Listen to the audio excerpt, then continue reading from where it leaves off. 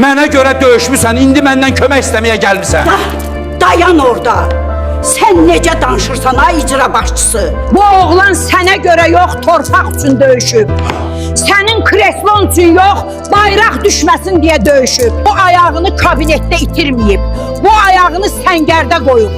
Güllənin səsini eşidib, ölümün gözünə baxıb. İndi gəlib burada səndən sərvət istəmir, vəzifə istəmir. Sadəcə yaşamaq haqqını istəyir. Sən isə deyirsən, mənə görə döyüşmüsən. Ay kişi, əgər bu qazilər olmasaydı, sən bu otaqda rahat qışqıra bilməzdin. Bu uşağın bir ayağı yoxdur, amma şərəfi yerindədir. Sənin isə 2 ayağın var, amma vicdanın topaldır.